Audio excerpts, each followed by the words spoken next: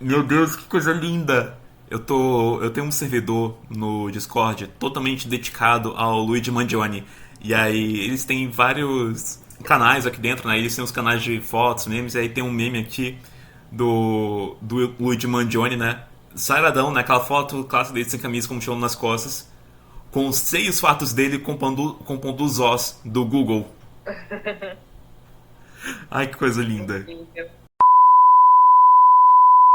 Olá você, meu caro ouvinte, eu sou seu host, Rafael Wayne, e você não acha o RTD meio cansado? Eu sou a. Também sou host, meu nome é Laura. E um dia, quando o Russell T. Davis estava planejando a era dele, né, principalmente essa temporada, chegaram na final da segunda temporada e falaram assim: Ô Russell, o que você quer pro final da segunda temporada? E ele respondeu sim. Então, por isso. Laura, olha, eu tava planejando soltar essa informação mais pra frente no episódio, mas na verdade, sabe quem foi que deu a ideia da Run? Ah, Foi o Chute! Ele que falou pro RTD que ele queria enfrentar a Run. Aí o RTD, quer saber? Quando o seu ator principal disse que quer fazer alguma coisa, você tem que obedecer. cara, ainda bem que ele fez isso. Mas a minha Obrigada, impressão. eu nunca critiquei você na minha vida.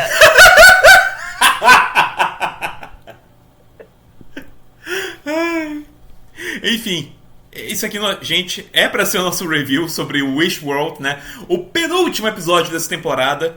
E foi um episódio que mostrou muita coisa, entregou muita coisa, mas é que tava. A gente pediu por isso? A gente precisava? Fica o questionamento. Tudo isso e muito mais.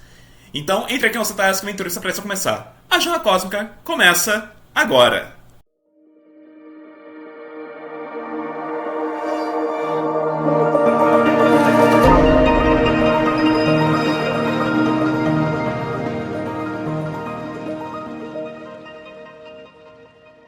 Wish World, muitos desejos, mas desejo de quem? Porque o Chute só pediu a Run, e só desejou a Run, mas quem foi que desejou por essa bagunça? Quem foi que desejou? Quem foi o filho da puta que desejou o retorno do Ômega? Vai, me diz. Olha, eu ainda sou a favor do retorno do Ômega, mas precisava ser agora, Quem, sabe? quem foi o filho da puta Nesse que momento, desejou a Honey degenerada? olha, teve muita coisa pra ser comentada nesse episódio. Eu imagino, tipo, somos dois hosts dessa vez, então eu imagino que a gente consiga elaborar melhor as coisas, só que como teve tudo nessa finale, inclusive coisas que podiam ter esperado um pouco mais pra acontecer. A gente tem muito o que destrinchar nesse episódio. Porque a Como. maior parte dele é uma parada, tipo, totalmente WandaVision das ideias, né? Sim! Normal, é tudo normal, cara. Cara, o Russell escrevendo esse episódio é muito isso aqui. Vocês são muito burros mesmos de acreditar em mim, pois sou falsa, mentirosa, boqueteira e, além de tudo, sadomasoquista. Então, aprendam. E teve crítica social anticapacitista, teve crítica Teve. social à heteronormatividade, teve a Belinda sendo dona de casa, teve a mãe e a tia da Belinda aparecendo pela primeira vez como um personagem de canto, e não fazendo nada. Ela finalmente viu a família dela e, tipo, ela nem Sim. sabia que ela estava longe por todo esse tempo. Teve o Conrado aparecendo sendo a pior pessoa do mundo, porque teve um deus do panteão novo aparecendo na Laura, finale. eu tava falando num grupo de amigos aqui, o Conrado tava basicamente sendo o Bolsonaro, só que bonito. Ai, cara. E teve a Honey, de repente ela tem sentimentos, tanto que a Honey, tipo, pouco se cagava pro doutor na série clássica. Tipo, ela não podia ligar menos pra ele pra série clássica. E teve. Nossa, teve muita coisa. Teve a Ruby voltando, sendo a personagem que por algum motivo sabe das coisas e não coisa. Teve polícia de censura também, né? sequestrando pessoas que têm dúvidas, só que ao mesmo tempo a gente sabe que o ponto todo dessa realidade esquisita é as pessoas terem dúvidas, só que não pode duvidar. E tem o Rogue voltando, né? Nossa, E, é cara, muita coisa que tem nessa episódio. Mas vamos pelo começo, né? E aqui a gente começa com a Rani, né? A gente tá em Bavária, 1865, né? A Rani lá no seu cavalinho, sabe? Minha aguinha, pocotó, pocotó, pocotó, pocotó. É até interessante porque no lixo eles mostraram que os animais que eles usaram ali eram reais mesmo, não eram CGI, eram animais de verdade. E aí até falaram, existe um ditado popular na produção de conteúdo audiovisual que tem duas coisas que você não mexe. Você não mexe com crianças e com animais. E o Russell escolheu fazer os dois. a gente não sabe, aquele bebê era bebê real mesmo? Tinha bebê real, tinha bebê reborn, tinha a porra toda. Não, aquele recém-nascido, poxa, uma coisa que eu penso muito é que bebê reborn daria um ótimo prop pra tipo, filme, peças, essas coisas. Se não fosse tão caro, teria um prop excelente. Sim, sim. Inclusive agora, nessa onda de bebê reborn, tá aí uma ideia, ó. Pra uma história de Altons usando os bebê reborn. Nossa, essa história se escreve sozinha, uma história de terror em que bebê reborn é ET, qualquer coisa assim do tipo. Sim! Uma parada meio Annabelle das ideias. Exato. Sei lá. Ó, Russell, temporada 3, ó, me chama... Oh, caralho, que eu falho. Eu sei que ele falou me come. Olha só, seu subconsciente falando mais alto. Não, eu ia falar me contrata, só que depois fui trocar pra me chama e acabou ficando me come. Olha, o subconsciente tá gritando aqui nessa gravação. E ambas eram passivas. Freud tá explicando muito. Eu não sei se eu corto isso ou se eu deixo. Isso é problema pro Rafael do futuro.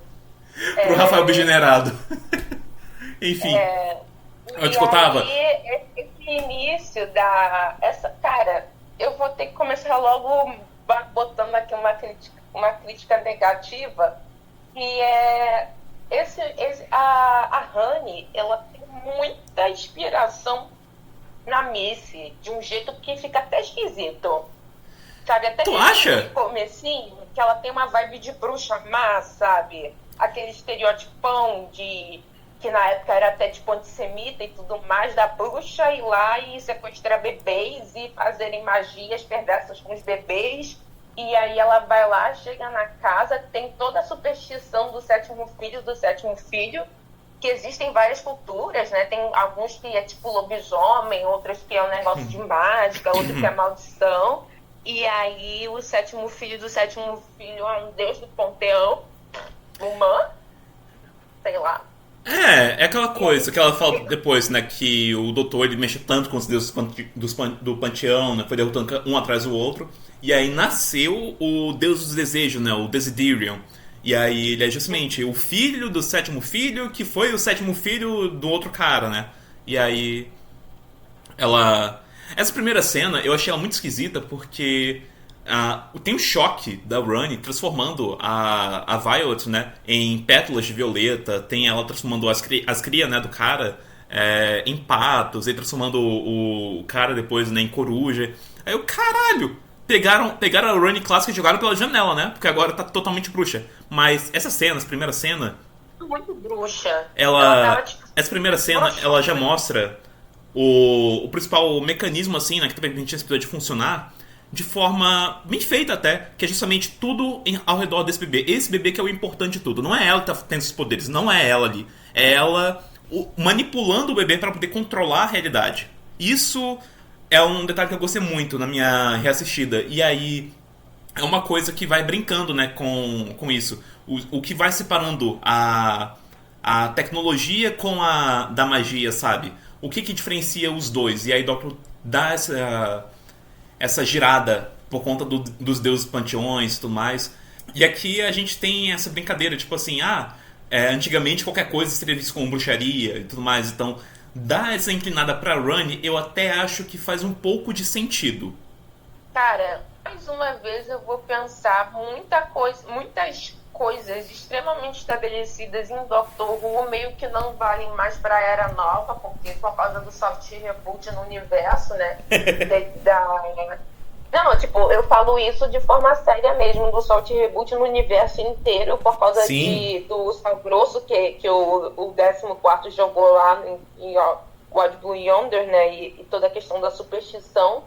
E aí, no universo de Doctor Who, no geral, na série moderna, de 2005 até há pouco tempo atrás, o doutor falava a língua dos bebês, ele conseguia se comunicar com bebês e outros animais, e eles eram seres com vontade.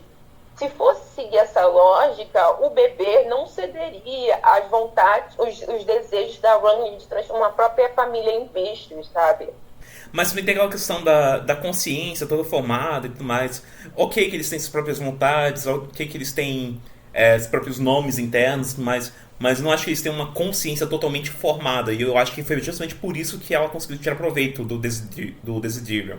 Porque, no fim das contas, é só uma criança, é só um bebê, sabe? Independente de ser um bebê Deus, é só um bebê. É praticamente um recém-nascido, né? É, bem isso. E aí, justamente com ele que ela consegue ir manipulando o mundo. E quando aconteceu o Lucky Day, já estava muito nítido que o Conrad seria uma peça muito importante para esse finale, né? Para esses 2 últimos episódios, para os planos da Smith Flood. E foi dali que eu concretizei minha teoria de que ela seria a Trickster. No caso, tá muito errado, virou a Rani. E aí eu fiquei tipo, tá, mas por que caralhos então ela ainda vai precisar do Conrad? E justamente o Conrad está sendo um peão, um idiota útil. Ele tá servindo como um cara pra poder usar o poder do bebê pra moldar o mundo, né? Poder criar esse mundo alternativo, altamente falho, cheio de inconsistências e tudo mais. E ele apela pra uma simplicidade do que há muito tempo atrás era imaginado como um mundo ideal.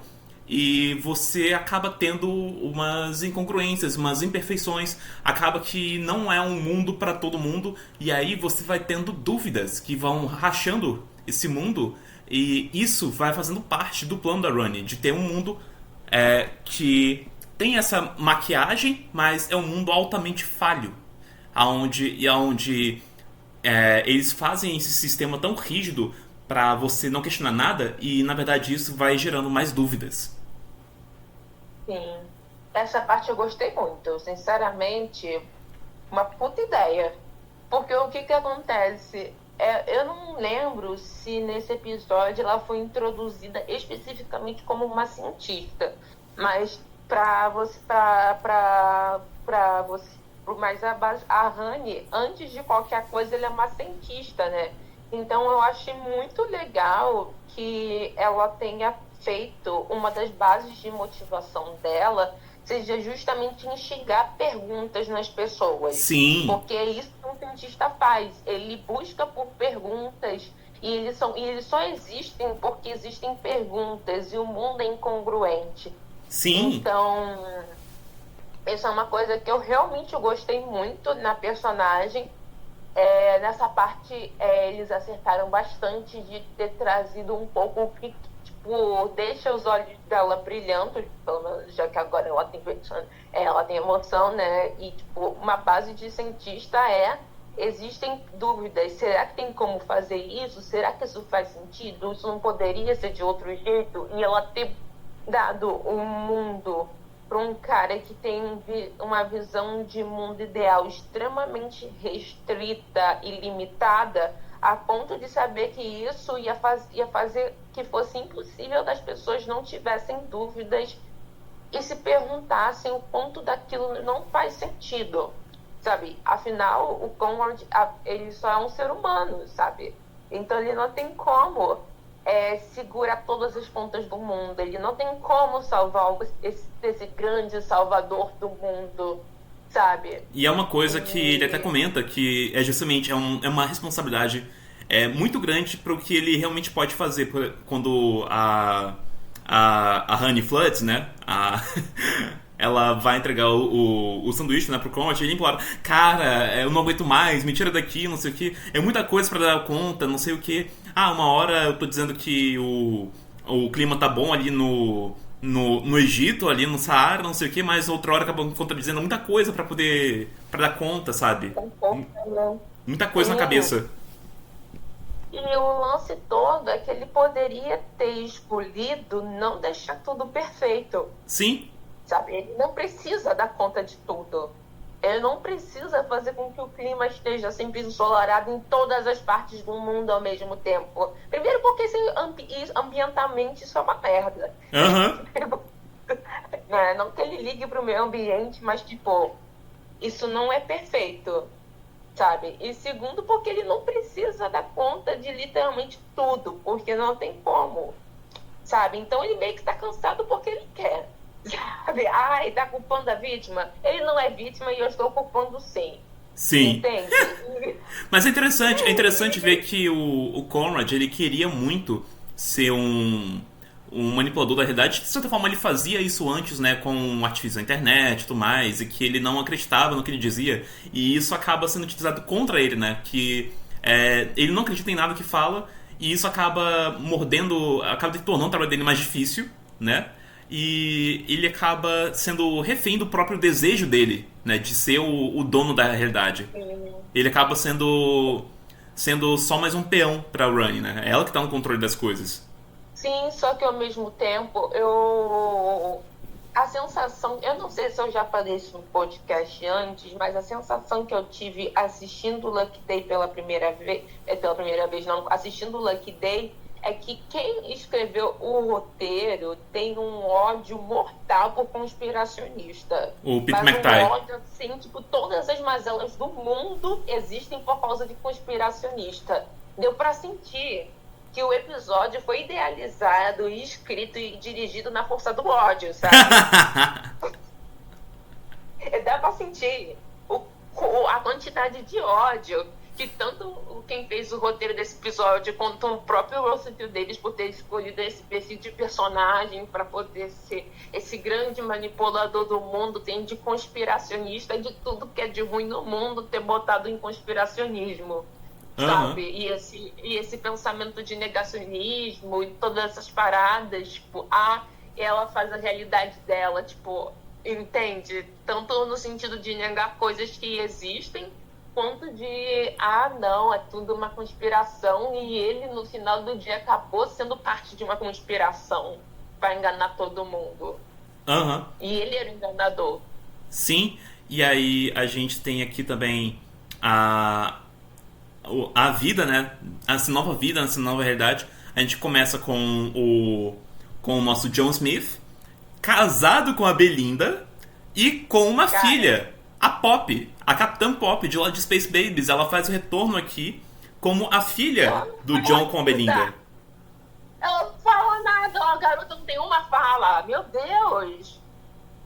O interessante é que a Pop, ela introduz a dúvida pra esse lar do John e da Belinda.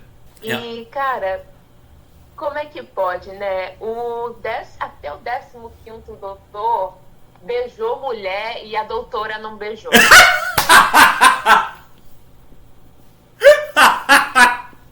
Nunca vou superar isso. O 15º doutor, no final da segunda temporada Laura, foi selinho, foi um mundo de mentirinha, não conta. Foi roleplay, não conta. Roleplay não conta.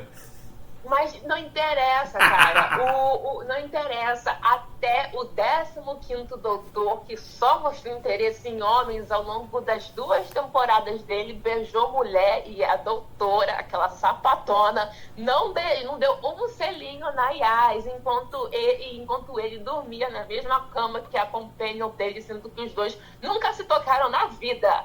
Foi na amizade, Laura. Foi amizade só. Cara, eu acho isso um tanto quanto chocante. O 14º, foda-se o 14º, eu não tô contando isso, mas a doutora morreu bebê, sabe?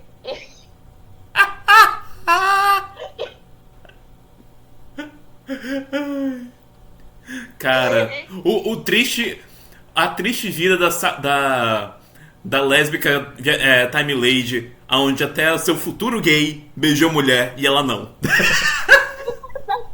Gente, não, cara, que absurdo, que absurdo. E eu não digo nem por causa de chip, porque na temporada da Jory eu não chipava ninguém com ninguém, mas fazem ela ter interesse canônico numa mulher, na companion dela que seja, e não fazem ela dar um selinho, um beijinho na bochecha que seja, cara. Gente, muita homofobia, cara. Mas, Laura, entenda. Elas ficaram ali, no espaço, em cima do telhado da tarde, tomando sorvete juntas. Uau, eu tomo sorvete junto até com meu pai. Isso não quer dizer nada.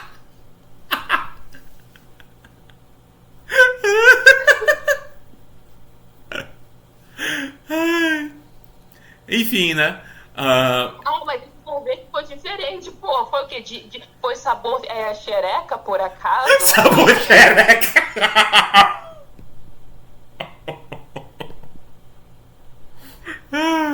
Pelo amor de Deus, cara. Que ódio.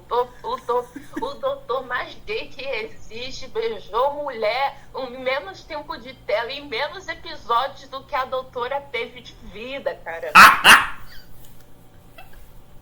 Que ódio. Ai. Que ódio, cara. Que ódio. Enfim, continuando. Eu acho muito interessante que a gente tem a Pop, ela fazendo suas primeiras dúvidas ali, né, em relação ao que está acontecendo. E quando isso acontece, as canecas, elas atravessam a mesa, né, como se ignorassem ali a materialidade ali, e elas patifam no chão. E aí eles chamam esses eventos de derrapadas, de slips. E eles têm latas de lixo sabe, ali na calçada, específicas só pra isso. Eles têm armários e armários cheios da mesma caneca. E tá tudo bem. Exatamente da mesma caneca, da mesma cor. Caralho. E aí a gente tem lá, né, na porta do doutor, toque, toque, toque. Quem é? Ruby Domingues. Tá lá a Ruby procurando pelo doutor. E aí ela... E, tipo, ela meio que sabe quem ele é, mas ao mesmo tempo meio que não sabe. É como se ela tivesse um déjà vu sobre quem ele é. A Ruby é tipo a falha na Matrix, digamos assim. Vamos usar os termos de ficção científica. Aí ela, por algum motivo, escolheram a Ruby para poder ser essa pessoa que fica lembrando das coisas e tudo mais. Aí ela meio que sabe, doutor, eu falei, pô, quem é doutor? Eu não sou doutor, você tá precisando de um médico. Que não sei o quê. E a Belinda, ela corre pra denunciar a Ruby, né? Ela liga pro... Eu não lembro qual é o nome do departamento que ela liga, mas ela faz denúncia e fala, tipo assim, ó, tem gente aqui expressando dúvida, corre pra cá. E nesse meio da rua, a gente encontra com a Mel também, né? E fica meio estranho, porque a Ruby, ela reconhece a Mel, assim, pelo nome, e a Mel, quem é você, puta? Eu nem te conheço, sabe? Desse jeito. E aí já tem minha primeira dúvida em relação a esse episódio, que pra mim não fez muito sentido. Olha lá a caneca caindo. Olha lá a dúvida. Olha lá a caneca caindo. E se o ponto todo desse universo, desse desejo todo do mundo perfeito, em que todo mundo que tem dúvidas, que se pergunta sobre coisas que não faz sentido nessa vida, se o ponto todo é os seres humanos terem dúvida, por que eles têm que ser denunciados e sequestrados e somem? Sabe, para onde eles vão? Por que eles não podem conviver? Se pessoas que sentem dúvida espalham mais dúvidas para as outras pessoas.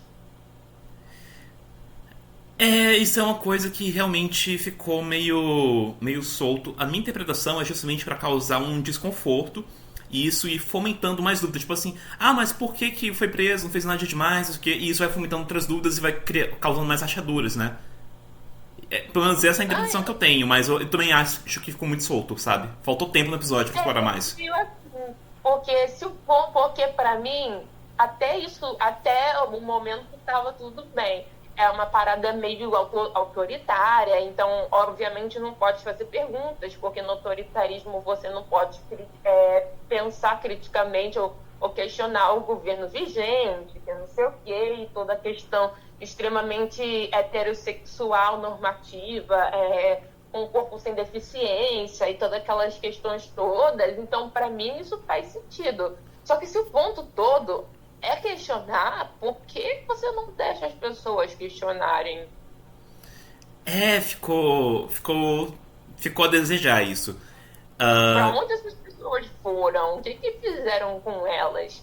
Se a pessoa que, tipo, eu sei que o poder da dúvida das outras pessoas também impacta na questão do plot twist do episódio, que o paizão Ômega vai emergir, né, dessa realidade, dessa dimensão a que ele está preso desde a série clássica. Só que a dúvida principal é a do doutor, porque ele é de um senhor do tempo, e ele tem um cérebro que funciona mais rápido, beleza. Só que, de novo, se o ponto todo é duvidar, porque você some com as pessoas que duvidam, para onde elas vão, o que fizeram, matam as pessoas, sabe? Tipo, o que acontece com elas? Da forma como eles fizeram isso de focar bastante no doutor, talvez seja justamente para chamar a atenção do doutor em si e ir duvidando mais das coisas conforme o tempo vai passando. Talvez, mas de novo, é bem solto, sabe? É uma coisa que, se fosse um episódio maior, daria mais espaço para explorar isso. Enfim, que mais que a gente tem? A gente tem a... Deveria ser 3 partes dessa finale. Com certeza. Que mais? A gente tem a nova Unit, né? Que agora é a é a Força Tarefa Nacional de Seguros. Olha só, Força Tarefa de Seguros. Definitivamente algo que precisa de uma força-tarefa. É meio engraçado, né? Que a gente tem aquele exterior, aquela torre dos Vingadores, toda ultra moderna, ultra tecnológica, mas por dentro é cheio de máquina de escrever, né? De máquina de datilografia. A gente tem esses trajes muito remetentes a anos, sei lá, 50, por aí. Todo mundo formal, muito formal. A gente tem a Susan Troy ali servindo chá, sabe? E eu gosto da estética de anacronismo no geral, porque mostra tipo, as incoerências, né, que tem no mundo, e ao mesmo tempo como o moderno e o antigo sempre vão coexistir, né, tanto na nossa realidade como na deles. E também mostra, como o Conrad ele é incapaz de pensar em tudo também. Sabe, não tem como. E nem se fossem, tipo, todos os seres humanos do mundo iam conseguir pensar em tudo, porque é literalmente impossível uma única pessoa dar conta de todo um planeta inteiro. E em paralelo à história principal, tem o Conrad contando a história do doutor na televisão. Ele... Não é só contando a história do doutor, mas a história da Run em si, que tá muito... que aqui nesse episódio ela tá intrínseca com o doutor. E eu acho interessante que a abertura, ela corta no finalzinho, e aí ele pega um livro e ele fala, né? Hoje eu vou contar pra vocês a história Doctor Who e o Desejo Mortal. E eu acho engraçado que o John, ele vê o Conrad contando essas histórias, né? Ele vê a capa do livro, e na capa do livro tá a porra do rosto do Ncuti Gatwa, e o John não reconhece! Mas isso é aquela questão toda da metalinguagem. Não, eu sei, mas faltou caneca quebrando aí. É tipo Doctor Who existe no universo de Doctor Who, sabe? Então a BBC existe e coisas assim do tipo. A capa dele fazendo pose do material promocional no livro de Doctor Who, e ele fica contando essa história o tempo todo. E tem muita esquisitice, né? Tem a Belinda não lembrando do dia que pariu a filha dela, sabe? Sim, isso é enfatizado pela avó da Belinda, né? Porra, toda mãe sabe como foi o parto da primogênita. Como é que você não sabe? Não só da primogênita, né? De toda criança, porque parto não é uma coisa que você esquece. Não, eu sei, só que eles enfatizaram muito na primeira filha, né? E a Poppy é a única dela, por enquanto. Sim. E a mãe da Belinda, ela estranha também. A mãe da Belinda, ela estranha também porque ela fala, poxa, eu acho que eu estaria ali no parto da Poppy também. E eu tenho algo pra falar. O doutor e a Belinda são tão... Eles nunca se tocaram mais do que aquele selinho que eles precisaram importar uma criança ET do futuro que não está perto do planeta Terra para ser a filha deles, sabe? Nem para botar um ser humano. Então, aqui, isso daí é influência da Ruby, porque lembra que a Ruby passou um tempo com o Conrad contando as coisas sobre o doutor, essas coisas? Então, agora a gente sabe que ela contou coisas assim sobre as primeiras aventuras dela, né? Sobre Space Babies como um todo, ela deve ter contado e tudo mais. E o Conrad está usando isso justamente para criar esse mundo de mentirinha. E eu fico imaginando, será que o Conrad pensou, tipo, não, o doutor e a porque, tipo, não é algo que ele faz de forma consciente. Mas tem muito ar de fanfic, sabe? Porque aquela garota não era nem pra estar ali, sabe? Porque ela não estava no planeta Terra. Então, o que ela tá fazendo no planeta Terra no ano de 2025 se ela não estava nem perto de lá? Sabe? A garota é uma bebê refugiada, sabe? E é interessante também que o tempo todo eles ficam reforçando bastante. Amanhã é um grande dia. Amanhã é 24 de maio, não sei o quê. Todo mundo tá ciente que 24 de maio é uma data muito importante, mas ninguém sabe o porquê. Sim.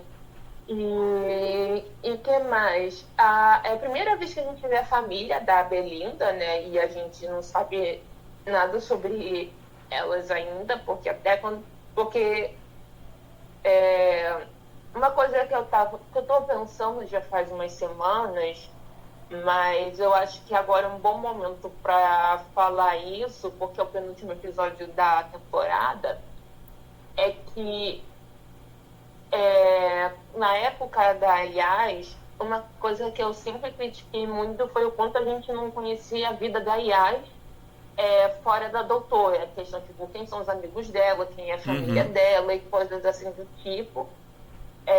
E a Belinda, pra mim, a gente não conhecia da vida dela por causa dessa questão dela ter sido sequestrada e a gente ter essa recompensa dela voltando pra casa no final.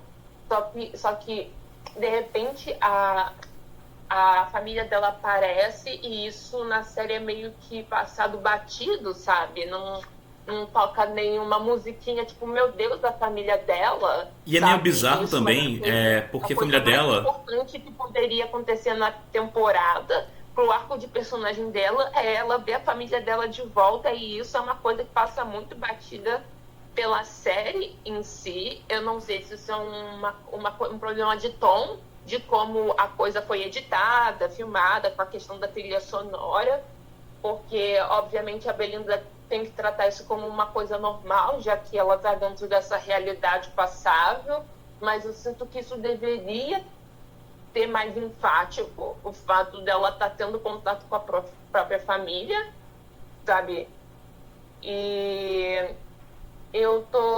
Então a gente ainda não sabe nada sobre a Belinda fora o que ela conta pro doutor enquanto ela tá fora. E o que ela é no planeta Terra, fora todas essas coisas que a gente viu ela sendo no espaço. Eu tô cada vez mais incomodada o quanto ela não tá sendo usada nessa segunda metade da série. Porque nesse episódio ela não foi a Belinda, ela foi essa personagem dona de casa que a Belinda nunca foi. Mas é também meio estranho isso, porque, tipo, a primeira vez que a gente tem... que a gente vê alguém da família da Belinda é justamente no episódio Em um Mundo de Mentira.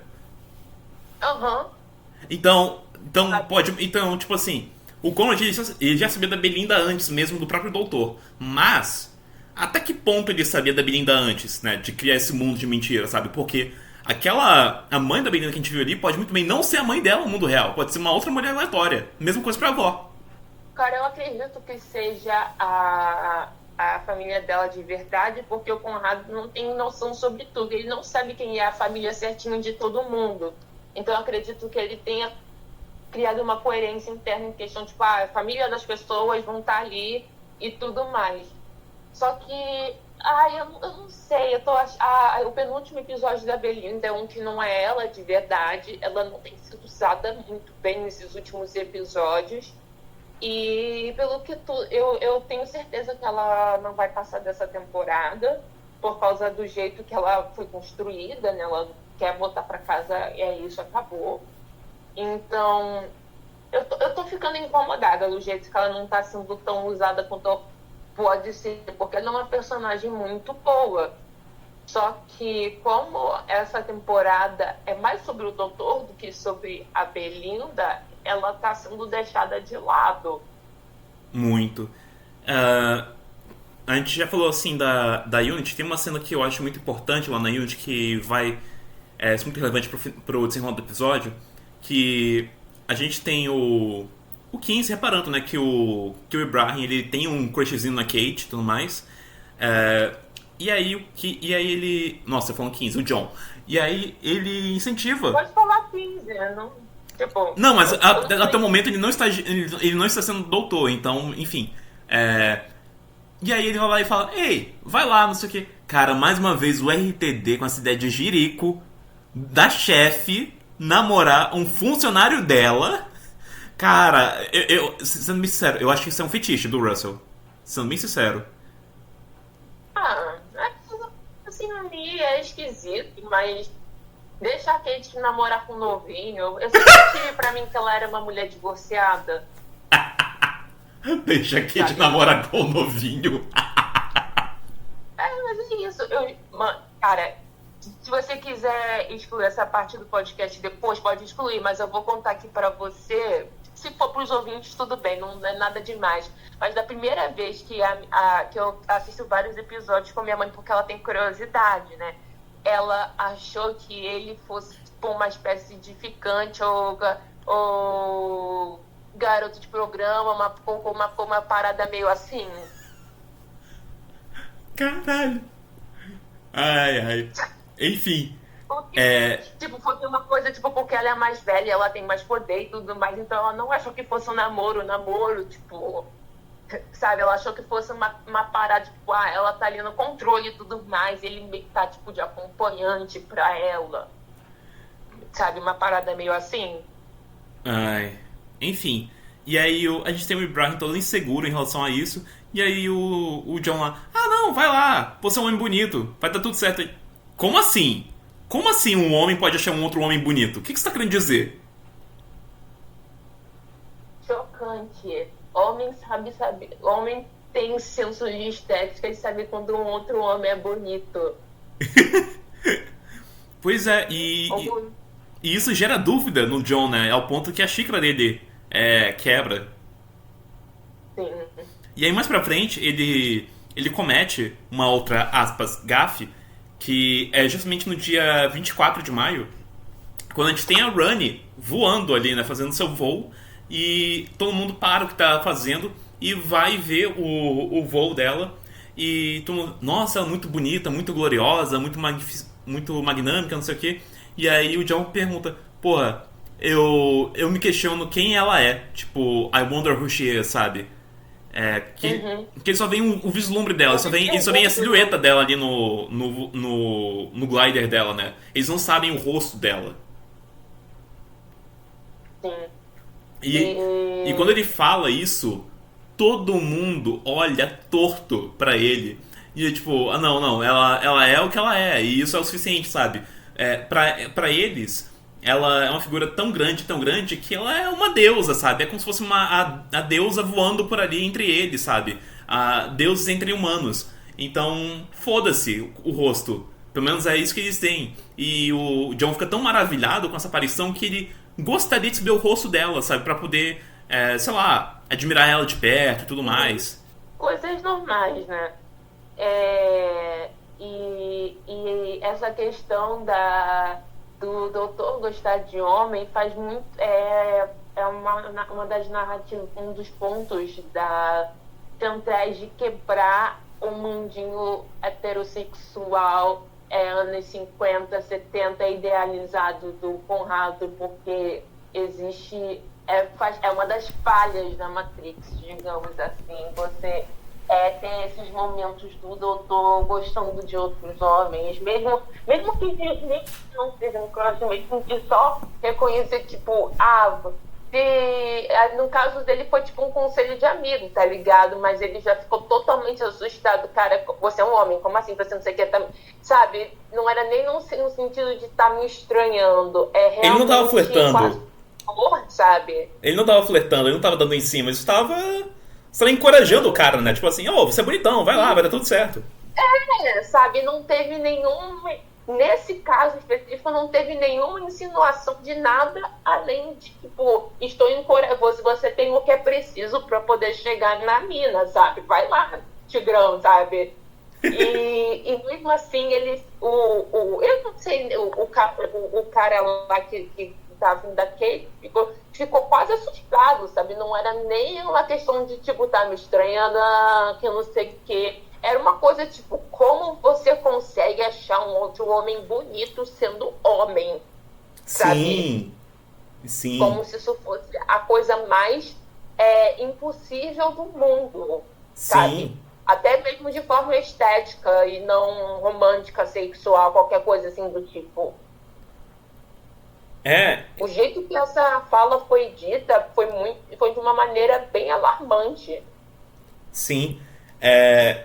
Cortando um pouco que a trajetória do John e voltando pra Ruby, a gente tem a Ruby andando ali pelas ruas, e aí a gente tem umas coisas estranhas. A gente tem aquele esqueleto gigante que ele dá um pisão na rua, isso abala um pouquinho os prédios ali, tem uns vidros que ficam rachados, só que quando ele vai pisar em pessoas, a pata ela fica meio translúcida, fica como se ela não estivesse ali. E aí depois só levanta e todo mundo continua. E foda-se. E aí a Ruby, tipo, nossa, como caralho isso aconteceu? Tipo, por que ninguém se machucou nem nada? Ela começa a ter dúvidas. E aí ela e a Shirley começam a conversar um pouco sobre isso. E quando elas notam assim que uma teve dúvidas sobre as coisas, a Ruby ela se afasta da Shirley, né? Se afasta. Aí depois, peraí, ela também teve dúvida, eu tive dúvida. Você é por causa da Shirley? Você por causa da Ruby? E aí elas começam a criar intimidade. Cara, eu fiquei muito curiosa com essa estética de ossos de dinossauro. Sim. Que eles usam nesse episódio. Não só coisas que lembram dinossauros, só que tipo gigantescos, né? Que dinossauro não era tão grande assim, mas também a própria base das Hannes, né? Com o Conrado e toda a questão da máquina dela, do portal, é tudo com essa estética de osso, né? Tanto esses bichões que ficam andando pelo planeta Terra, que com certeza tem a ver com o dia seguinte, né, do dia 24, 25 de maio, mas também toda essa escolha específica da direção de arte, de botar esses dinossauros de osso andando por aí, e com essa estrutura, e é tudo feito de osso. E me lembrou muito uma fala da Honey na série clássica, que ela diz que ela acha que os dinossauros tinham muito mais potencial enquanto forma de vida do que os seres humanos, e que ela ia tentar, tipo, consertar isso, né? Um dos planos dela no arco da série clássica que eu assisti lá, no primeiro do Sétimo Doutor. Então... Eu acho interessante que... É uma coisa que eu fiquei pensando agora. O quanto essa estética de ossos, né? Desses bichos aí que são só os ossos que estão andando, eles simbolizam muito o quão... Como pode dizer? O quão básico é esse mundo, do quão... porque basicamente esse mundo é só um esqueleto do que é uma sociedade complexa e tudo mais, sabe? Não tem tudo ali formado, tem muita coisa faltando, mas... E mais pra frente, com a Ruby, com a interação com a Shirley, ela encontra um beco ali nas ruas, onde tem toda uma comunidade de PCDs, e a Shirley ela vai comentando que é ali onde eles se refugiaram, né? PCDs, pessoas que ficaram desabrigadas, pobres e tudo mais, porque a sociedade justamente faz de tudo para ignorá-los. Uhum. E o Conrad com certeza não pensou nele quando estava pensando nesse mundo ideal. Aham. E aí. Sabe? E aí no Dr. Who List, né? Tem duas coisas que eu queria comentar sobre essa questão. Na base ali das Runners, né, naquela torre ali, eles comentaram que ela é muito inspirada em ossos de aves, principalmente, né? E isso faz muito sentido porque, tipo, ossos de aves, eles são ocos por dentro, né? Justamente pra questão da aerodinâmica. E tem Sim. tem muitos ossos ali que são parecidos, né, com o de aves ali, por todo aquele palácio e tudo mais. Agora, sobre o refúgio das pessoas marginalizadas que a gente vê, ele foi muito projetado, pensado, tá bom, já que é um refúgio principalmente para pessoas PCDs, então ele vai ser idealizado por pessoas PCDs aqui na nossa produção. E aí a gente teve cadeirantes ali, a gente teve pessoas com deficiência visual de qualquer tipo ali. E todos eles pensaram muito bem nesse cenário. Das tendas serão feitas especificamente para que pessoas com cadeiras de rodas não ficassem presas ali ou pudessem entrar com facilidade, sair. Todas as tendas ali, elas eram coloridas para que elas não ficassem confusas para pessoas com baixa visão e tudo mais. Tudo que era canto a gente via luzes ali, né? Justamente para poder ser um certo guia visual para pessoas com baixa visão também. Enfim, tudo muito bem pensado. Sim, e isso volta muito a uma questão que eu tinha falado mais cedo, que é essa era teve um pulo muito absurdo em quesito de representação PCD, né? Sim. Porque era uma das coisas que mais faltava em Doctor... Ainda falta, né? Mas mais faltava em Doctor Who em quesito de personagens PCDs, essa representação casual, digamos assim. Tanto é casual, por exemplo, no último episódio do Eurovision Espacial, que era uma mulher com nanismo sendo a chefe lá dos bagulhos todos dos bastidores do Eurovision, né? Tanto agora com a Shirley, né, o nome dela, que trabalha na Unity, e ela, por ser uma cadeirante, foi mais fácil dela e outras pessoas com deficiências de perceber essas incongruências. Porque o nosso mundo é extremamente incongruente para pessoas com deficiência, porque nada é acessível. Então, quando você vê uma sociedade que é extremamente baseada em todo o tipo de normatividade que é possível se imaginar, então é claro que essas pessoas ficaram de lado. Então é claro que eles foram os primeiros a perceberem que as coisas estavam fazendo cada vez menos sentido. Uhum. Tanto é que eles estranharam a Ruby, né, uma pessoa sem deficiência aparente, né, ter acabado nesse acampamento. Sim. E aqui a gente tem um elemento muito importante pro episódio, que são justamente o uso de flashbacks.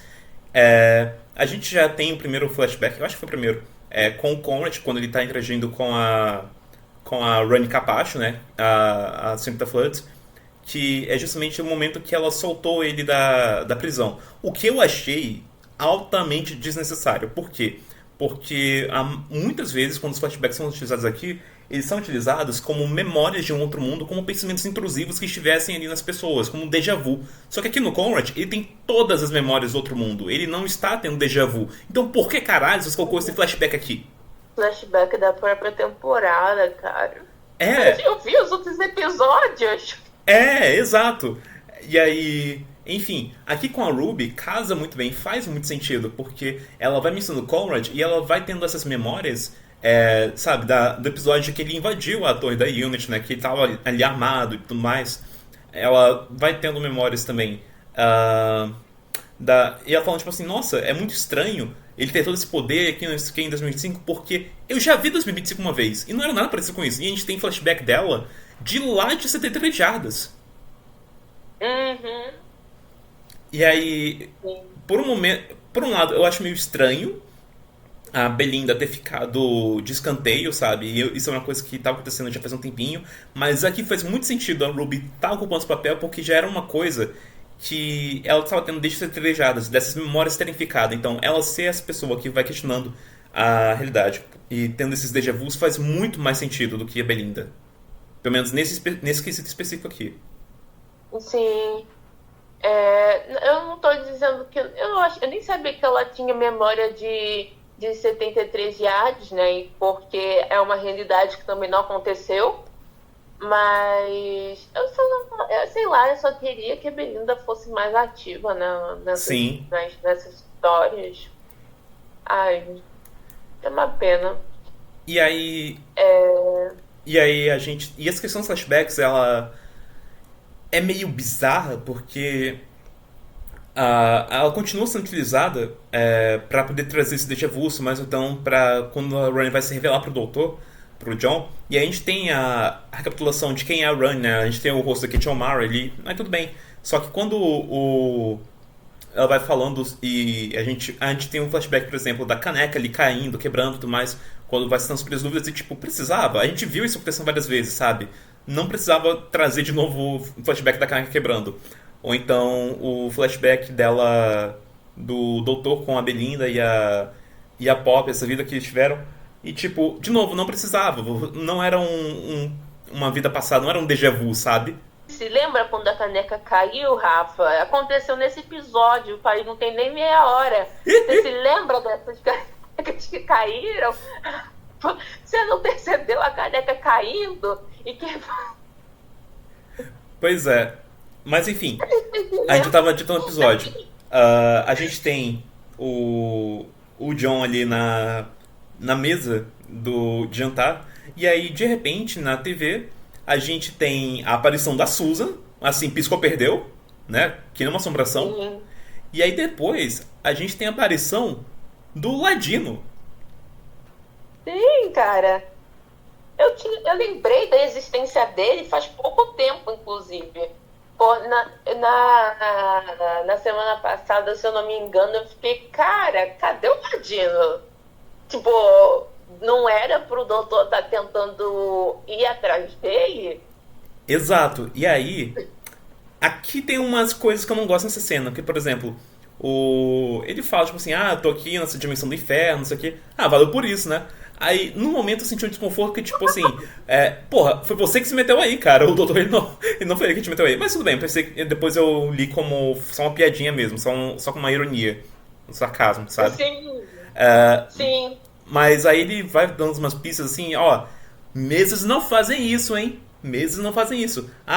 Eu sinto saudade de você. Não, melhor, eu te amo. E eu fiquei tipo, cara, eu achei tão mal escrito isso. Não, essa parte eu achei bonitinha.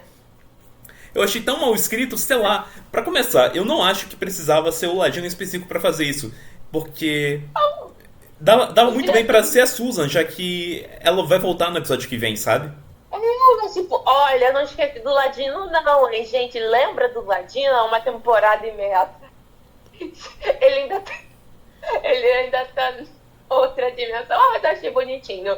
Porque é o mundo heterossexual colapsando por causa do noivo do doutor, que ele esqueceu que estava noivo, sabe? Não só nesse episódio, mas no episódio seguinte ele já tinha esquecido que estava noivo do Ladino, sabe? E... não sei, eu acho que a questão dele ter se declarado assim pro doutor, eu achei que tematicamente coerente com todas essas falhas da Matrix, né? E com o essencial, a homossexualidade dele foi para essa questão de questionar a realidade. É coerente, mas eu ainda acho muito fraco. Eu acho que teria isso mais impactante se fosse a Susan, porque ela vai ser utilizada no próximo episódio, e aí, tipo, tem toda aquela questão, tipo assim, vovô, não sei o que. O quê? A minha filha mal tá aqui, não sei o que, já sou avô? Sou avô dessa véia? Sabe? Eu acho que isso seria um potencial de dúvida muito forte também. Então, mas enfim. Só que isso não é, mas só que isso não faria parte da crítica social, cara. Isso só seria o time-wime de Doctor Who. Tipo, caraca, eu tenho 30 e poucos anos, minha filha é uma criança de 5 anos, e essa mulher branca tá dizendo que eu sou avô dela, tipo, que, sabe? Mas aí você vê um cara, aí você pega o doutor. Depois de um dia extremamente esquisito, ver um homem bonito na televisão dizendo que mesmo não fazem isso e se declarando pra ele, tipo, o mundinho totalmente desabando. Sabe? Ai, sei lá, eu ainda acho muito fraco isso. Mas enfim. E aí a gente. Eu gostei. E aí temos ele quebrando várias canecas no poder da dúvida, né? Questionando justamente sobre essa questão na mesa. E ele mostra, olha só, e a menina ela vê a caneca atravessando a mesa como se não fosse nada. E ela nenhuma novidade, sabe? Não acontece feijoada. E aí o doutor, não! Mesas não fazem isso. Mesas não deveriam fazer isso. E ela questiona, né? Quem foi que contou ele? Ele falou assim, o homem da TV. E ela sabe que não foi o Conrad. E depois que ele fala que ele acha que amava esse homem, não sei o que ele sentia coisas pra esse homem, aí a Belinda vai lá e denuncia. E isso eu acho fortíssimo, porque tem o quê? Tem nem uns 50 anos direito, onde a homossexualidade ainda era crime lá na Inglaterra. Não só isso, né? Mas dúvida no geral. Olha só, o governo tem um gay aqui na minha casa. Meu marido é gay, ele me enganou, não sei o quê. E o pior de tudo é que eu nem lembro de ter transado com ele.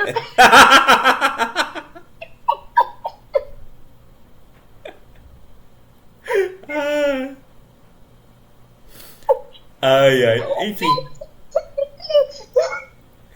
E aí a polícia vem, né, pega ele, e a gente tem justamente a Run, né, da Street Flirt, aparecendo, né, toda fantasiada de policial, né, assumindo mais uma vez aquele papel de carrasco, né, ela tá ali de policial, e ela fala que, tipo assim, que ela gosta dessa parte do trabalho, sabe, que ela gosta desse papel.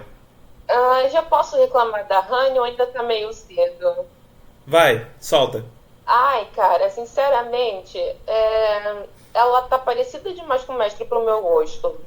E eu não poderia ser o mestre no lugar dela por causa da motivação, porque o mestre é um senhor do tempo renegado, que nem o doutor. Então ele jamais traria o ômega de volta, porque o tiro ia sair muito pela culatra. Só que a personalidade parecida demais com o mestre pro meu gosto, cara. Teve uma parte que ela deu em cima do doutor. Continuando. E aí, ela começa a dizer que ela nunca foi amiga dele, sendo que tipo, ela nunca ligou pro doutor. E aí ela começa a falar aquelas coisas de pessoas achando que os dois eram amantes, né? E ela começa a ter todos aqueles sentimentos, sendo que a Honey na série clássica ela não tinha sentimentos, ela era pura lógica, sabe? Ela era uma pessoa racional e ela era fria. O lance toda, tipo, não interessa como vai ser as consequências dos experimentos da ciência dela, ela vai fazer o que ela quer fazer. Então, quando ela fala, tipo assim, eu tava quase me afeiçoando a isso, eu acho que eu tava só falando por falar, sabe? Tava só fazendo desdém mesmo, sabe? Não tava... Eu não tô falando da questão de ser afeiçoar planeta da Terra, eu tô falando dessa relação esquisita que eles inventaram que ela tem com o doutor, sabe? Então, ali eu li uma coisa que eu acho que eles deveriam ter empinado mais no episódio, que era justamente uma questão de falar coisas que poderiam ser verdade e ao mesmo tempo poderiam não ser, causando dúvidas na mente dele e na audiência também. Só que, de novo, poderiam ter feito isso melhor. Não, cara, eu não consegui tancar isso de jeito nenhum, porque é um sentimento muito real. Eu até consegui, tipo, tentar achar motivos para que isso acontecesse, porque talvez a Honey sem sentimentos seja uma coisa daquela regeneração específica da Honey, mas ter sentimentos ou não é uma questão de personalidade, sabe? É uma questão meio que é o que fazia da Rhaenys a Rhaenys, sabe? Não é... É aí que tá uma coisa meio complicada, né? Porque antes a gente só teve a Rhaenys na era clássica E na TV a gente só teve uma encarnação dela, que foi a versão da Kate O'Mara. Depois a gente teve uma outra encarnação dela no Infinity, um áudio do Sexto Doutor, que inclusive que ela viveu esse papel de diretor de prisão pela primeira vez, que foi referenciado no Lucky Day. E aí depois a gente teve o Circle Floods, que é completamente diferente da Rani, completamente. E aí depois a gente tem essa da Arte Punjabi, que é um retorno assim, do jeitão da Rani da era clássica, da Kate O'Mara. Só que com... Não é, cara. A roupa é parecida, o penteado é algo que parece que a Rani da série clássica usaria.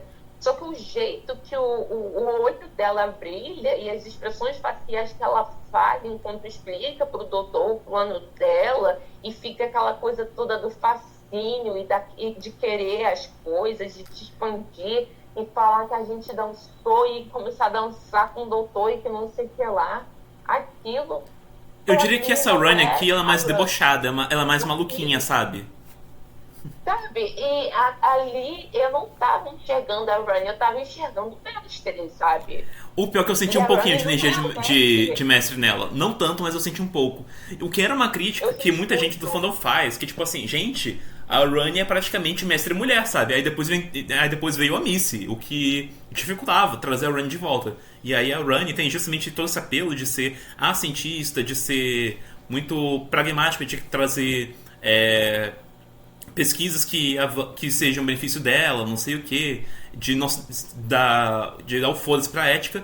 Só que aqui a gente não tem uma inclinação tão forte em relação a isso. O máximo que a gente tem é justamente nessa questão na motriz da ciência, que é justamente a dúvida. Mas fora isso...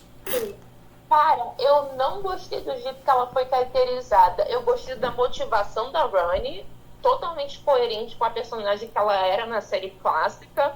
Ela era bem megalomaníaca, tipo, ela vai fazer isso, vai fazer aquilo tudo pra poder remoldar o universo ao gosto dela, sei lá. Que era o único arco da Rani que eu assisti, que eu não sabia que tinha mais.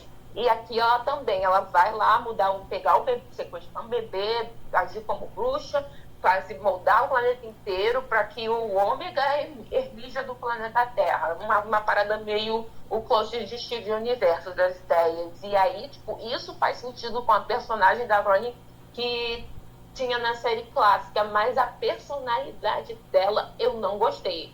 Tá parecido demais com o mestre. Essa coisa de bruxa má, de voar enquanto sequestra bebês, isso é tipo a Missy, sabe? E essa coisa do olhar e de dar em cima enquanto dança, enquanto tem aquela questão, sou inimigo, não sou amigo, na hora que eu não sei o que. Cara, e a Rani não é o mestre. Uhum. A Rani não é o mestre. A Rani é a Rani. Ela é uma cientista, ela não é uma cientista maluca, ela é uma cientista fria, ela é lógica, ela calcula as coisas, ela não se importa com as consequências. Inclusive, a primeira vez que ela apareceu foi um arco que tinha um mestre, pra deixar bem claro essa diferença. Do tempo, sabe? Eu não gostei da caracterização dela. Sim. E de verdade. E ela é uma personagem, conceitualmente falando, que se tirar essa parte de uma cientista fria e puramente lógica, ela fica indistinguível de outros vilões de Doctor Who, sabe? Porque cientista maluco a gente tem um monte. O Dralos é cientista maluco, sabe? E se for pra ser só o Senhor do Tempo mal, todos eles são. Não tem nenhum Senhor do Tempo bonzinho em Doctor Who, sabe? Então, se tirar essa parte puramente fria, que era o que fazia da Rani a Rani, e que ela, tipo, entendia o que faltava, as habilidades que faltavam nela, e procuravam isso em outras pessoas, por mais que ela desprezasse todas as formas de vida que não fossem senhores do tempo, não é ela, sabe? É um outro personagem, sabe? E eu tava muito animada pra ela voltar pra Doctor Who, porque eu acho que outros senhores do tempo para a série, com nome, identidade e todas essas camadas de personagem só pode fazer bem para a série. Só que outros senhores do tempo, que são inimigos do doutor, não são o mestre, não precisam ser o mestre. E eu só vi o mestre nela, sabe? Enfim, continuando. A gente tem também... Ela é o mestre com motivação de Rani, sabe? A gente tem também... Só que, tipo assim, nessa prisão do doutor, ele não foi preso sozinho, né? Porque a Rani também prendeu a Belinda, né? E levou os dois ali pra torre. E depois que eles passam de um portal azul ali, e depois a gente descobre que ali era um ponto onde estava separando a torre daquele mundo ali, que dali pra frente era um ponto fixo no espaço-tempo, então a torre estava salva. E a Rani, ela vai explicando as coisas pro doutor, o que estava acontecendo. E aqui uma outra crítica que eu tenho pro episódio, que eu acho que explicou até demais. Explicou até um ponto que ficou sem graça, sabe? Por exemplo, ela foi explicando o porquê que a realidade estava daquele jeito, não sei o que, foi falando bebê, e tipo, a gente já teve isso logo na primeira cena do episódio. A gente já teve o diálogo do Conrad com a Rani da Secret Floods, com o bebê ali por perto, então já dá pra ver que o Conrad também não era o todo-poderoso, mas, sabe, não precisava de explicar tão minuciosamente. Aí depois teve aquela, você não é o último senhor do tempo, você é o último senhor do tempo, eu sou a última senhora do tempo, não sei o que. Eu sou a Rani, eu também sou a Rani, nós regeneramos, tipo, gente, isso pro John Smith não tem impacto algum. Não tem impacto algum. Então pra que tudo isso, sabe? Eu posso falar uma coisa? Ela tava brincando, não era nem pra Rani estar brincando com nada, porque, enfim, não é a Rani. Mas não era nem pra ela tava instigando ele a se lembrar. Só que Senhores do Tempo têm poderes telepáticos, ela podia só fazer um estalo na memória do doutor que ele ia se lembrar de tudo, cara. Pois é, mas acho que ela queria que ele fosse duvidar mais das coisas. Mas a minha crítica é mais questão, tipo assim, de expor até demais, que fica chato, sabe? Deixasse ele fazer essas caretas e tudo mais, sabe? Porque tudo que ela estava dizendo, a gente já viu isso. Deixasse ele fazendo essas caretas e reparando as congruências cada vez mais, e aí depois o estalo, sabe? Agora, uma coisa que eu gosto na medida que ele vai recuperando essas memórias, que ele vê o Conrad ele conversa com o Tom um pouco, e depois a Rani leva o Johnny pra sacada, né? Ela vai conversando mais com ele, e faz a revelação, né, do Ômega, e ele vai recuperando cada vez mais que é o Doutor. Eu gosto que quando ele recupera as memórias do Doutor, a gente vê todos os rostos do Hartnell até, sei lá, até a Doutora Fugitiva. A gente vê todos eles.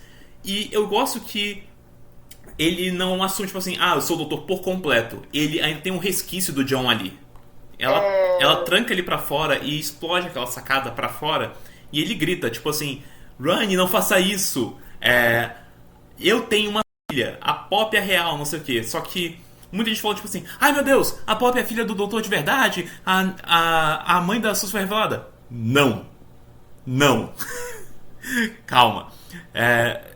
Pelo menos a leitura que eu tô vendo, e eu tô sentindo que vai ser isso que vai inclinar pro episódio, tem um resquício do John ali. Ele ficou um tempo ali nessa realidade, acreditou tanto que ele era o John Smith, que apesar dele ter recuperado as memórias do doutor, não assumiu o lugar de forma rápida, sabe? Ele tem as duas memórias ali coexistindo, sabe? Ele tem essas memórias do John Smith ali. E a Pop, ele sabe que é real porque ele encontrou com ela ali no futuro também. Cara, enquanto você estava falando isso, eu acabei de ligar 2 pontos aqui. Eu não sei se vai ser óbvio para você, mas é um pensamento que eu acabei de fazer. Você percebe a semelhança desse episódio com Human Nature? Por eu também comentei isso com alguns amigos. Eu tô percebendo isso agora. Pra mim, e é quase um pedido de desculpa por natureza humana, de certa forma, né? Porque a maior crítica sobre Human Nature de todo mundo é a questão do racismo, né? Uhum. Da questão dele se esconder na coisa, e todo mundo trata a Marta que nem gato e sapato. E aí você tem uma versão do passado idealizada pelo Conrad, mas sem o racismo. Pelo menos sem o racismo ainda, né? Sem ele aparente. Não dá pra... mas não mostrou racismo, mostrou capacitismo, mostrou homofobia, mostrou tipo de desgraça, mas racista não é. Enfim. Sabe? E agora que eu tô pensando nisso, eu tô entrando em parafuso. Sabe, eu vou aproveitar que a gente tá chegando no final do episódio pra dar uma devagada aqui sobre isso. Porque a realidade idealizada que o Conrad pensou não é racista.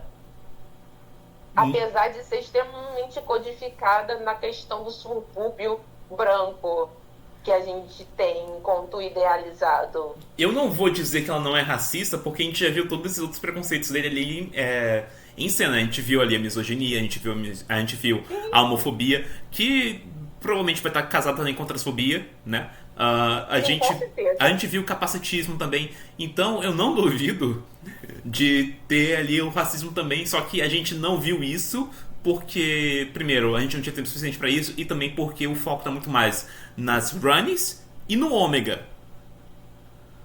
Mas é isso que eu tô achando engraçado. Eu, tipo, cola aqui comigo que eu quero que isso, tipo, isso vai virar uma discussão, porque eu acabei de pensar nisso agora, então eu tô aqui entrando em parafuso.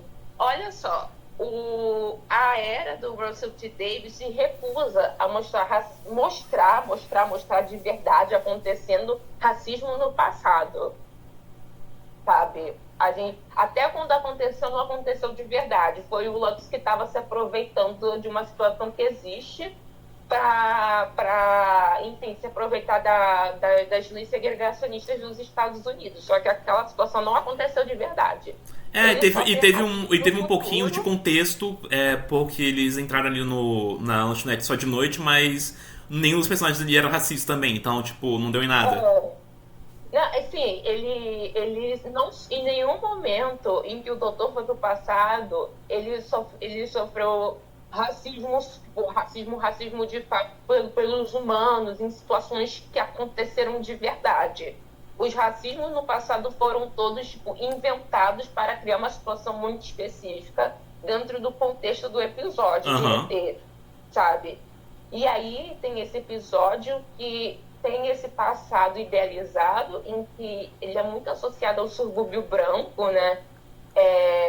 Com a questão da extremamente, principalmente a normatividade, o corpo sem deficiência e todas essas coisas de um extremamente patriarcal, apesar da Kate ainda ser a chefe lá daquele departamento, ainda é bem patriarcal, a família e tudo mais, com a Belinda sendo dona de casa, só que é um passado em que o que foi mostrado pra gente não teve racismo. E o que isso é um contraponto muito direto com Human Nature. Que tudo que aconteceu foi que a Marta, por ser uma companion negra, e tá se ficando de babá com o John Smith, né? Que agora é o John Smith, que é o cara negro.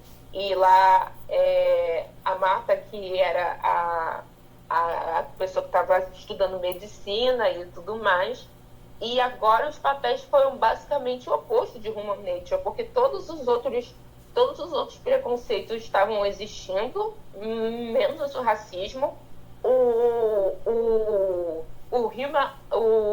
A identidade humana do doutor, que no outro era branco, aqui era negro. John Smith, dessa vez, se interessa pela Companion, e no outro a Companion virou serva dele, sabe? E ali a Companion racializada virou esposa dele. Então é basicamente o oposto de Human Nature em tudo que ele se propõe.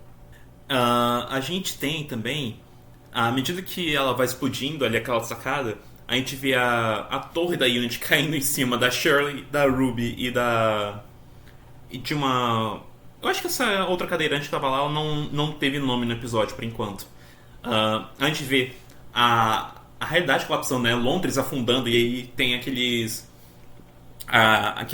aquelas coisas, né? Que estavam voando para ali no espaço. A gente sabe o porquê. Porque elas... foi basicamente... elas viraram as xícaras ali e o chão era a mesa, sabe? Foram expulsas do planeta, sabe? E ela fez tudo isso justamente para poder entrar em contato com o subverso, não sei o que, e acordar o Ômega. E eu fico tipo, pra quê?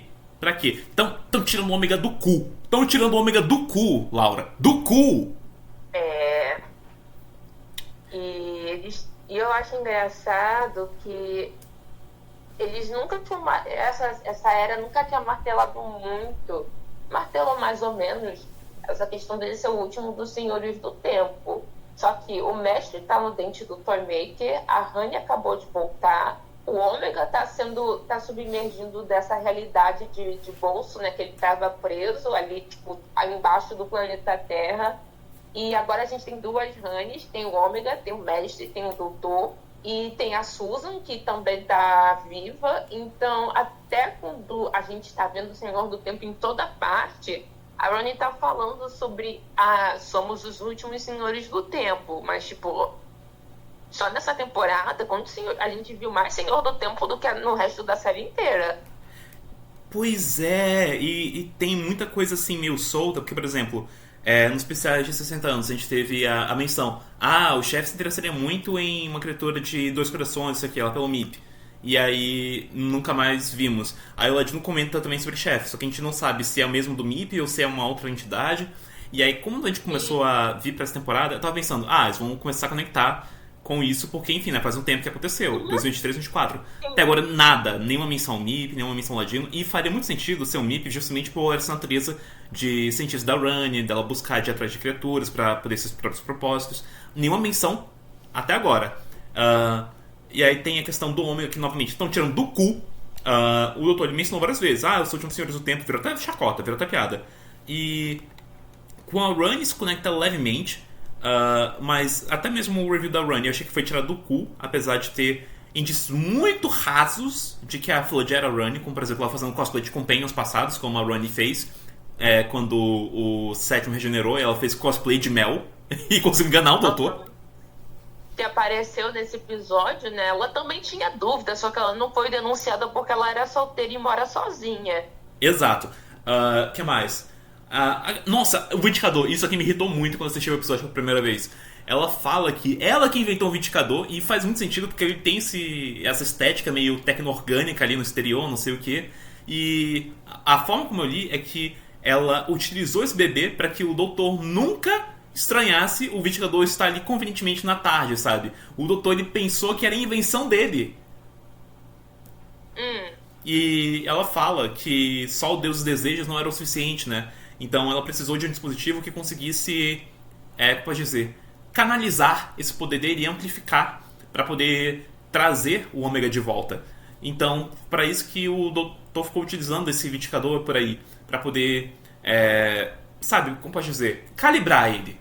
E aí eu fiquei tipo assim, tá bom, faz sentido, mas porra, a própria trajetória de revelação da Rani eu achei jogado, o do Vindicador então muito jogado, sabe? Eu achei muito conveniente. Quase que foi um tiro do cu.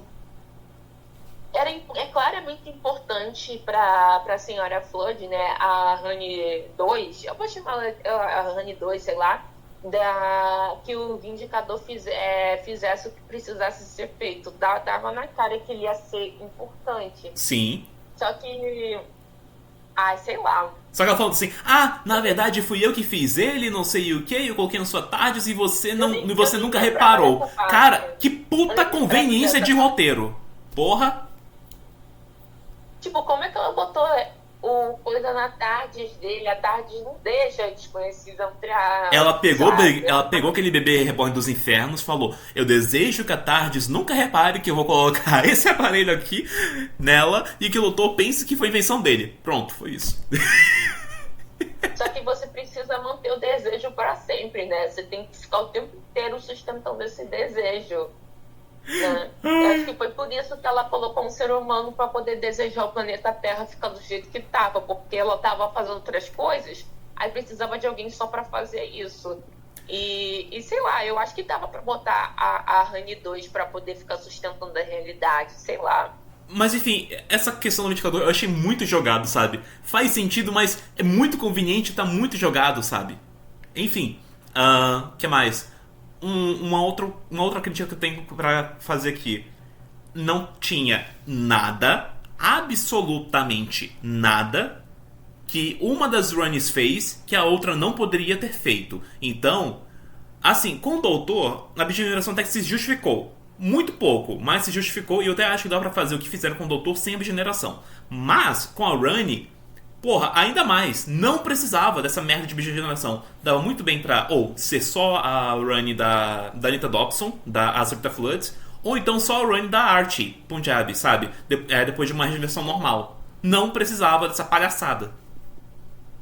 Cara, a Mr. Flood ficou muito jogada nesse episódio. Porque, tipo, é aquilo que eu falei no episódio da semana passada. Não faz sentido uma Rani ser subjugada a outra Rani. Ela tem uns momentos ela reclamando, tipo assim, ela me manda fazer isso, me manda fazer aquilo, não sei o que. E ela até faz uma piada que a Rani do futuro, né? Tecnicamente seria uma filha dela, já que saiu das entranhas dela. E ela, tipo assim, essa coisa mais nojenta que eu já vi na minha vida. Sabe? E ela só serve pra isso. Ela não é. Primeiro, que não era nem pra Rani sentir nojo. Segundo, porque. Cara, a Mr. Flood não me convence. Ninguém não me convence ainda menos como Rani, porque não faz sentido uma Rani virar serva, uma capanga da outra Rani, sabe? Pelo amor de Deus, mulher, empodera, sabe? Vamos todo mundo no Instagram do RTD fazer uma denúncia ali e aí perguntar quem as pessoas estão fingindo ser roteirista. Eu não sei, cara, essa questão e era pra ser algo tão... Era só pelo fato de ser um episódio multi-Senhor do Tempo, primeiro tem mais de um Senhor do Tempo e depois é um multi-Run, já ser um evento por si só, sem toda essa loucura, toda essa loucura ao redor do RTD tá tentando costurar tudo que ele construiu numa coisa só. Só que a Rani da Mr. Flood não parece uma senhora do tempo, porque ela tá meio que agindo como servo o tempo inteiro. Ela é só uma senhora.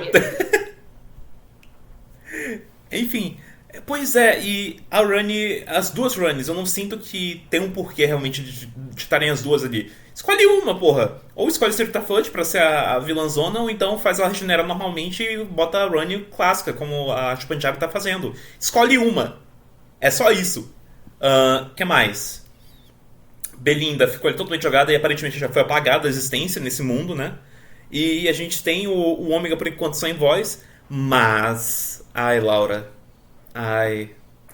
Tem um vazamento que eu vi um dia desses. Uma arte conceitual do novo visual do Ômega. Sério? Como é que tá? O Ômega, na clássica, ele teve duas aparições, assim como a Rani. Ele teve em The Three Doctors, né, que você conhece, com aquela cabeça de balde clássica. E a gente teve ele. E a gente teve ele lá em The Ark of Infinity, que foi a última aparição dele, onde ele foi dissolvido, basicamente. E ele aparece com um visual muito orgânico, parece muito um vilão de Power Rangers, sabe? Aqui, se for o que vazou, ele vai estar voltando como um bicho gigante de CGI com uma garra, parecendo um caranguejo. Não. Sim. Não. O Ômega vai voltar. O Ômega vai ser... Laura. Gente, mas o Ômega é um senhor do tempo, cara. Laura, o Ômega, ele vai renascer como canceriano. Puta que pariu. Eu não entendo nada de signo, mas porra, o Ômega é só um senhor do tempo. Ele não é um bichão de CGI, ele não é um vilão da Marvel. Ele é só um senhor do tempo que se parece com um humano e usa uma máscara. Assim, o senhor do tempo, o Ômega, como senhor do tempo, ele é um senhor do tempo muito poderoso. Ele foi um dos primeiros senhores do tempo, o primeiro senhor do tempo. E ele tem essa figura meio divina, assim, entre eles. Mas você fazer isso e transformar em um caranguejo gigante CGI, um Macra, o Ômega não é um Macra, caralho! Macatero, pois é. O Ômega, é que agora eles rebutaram essa parada dos pais fundadores com a Tecton, né, sendo a terceira mãe fundadora, mas assim, agora vamos parar pra poder botar os pingos nos is certinho.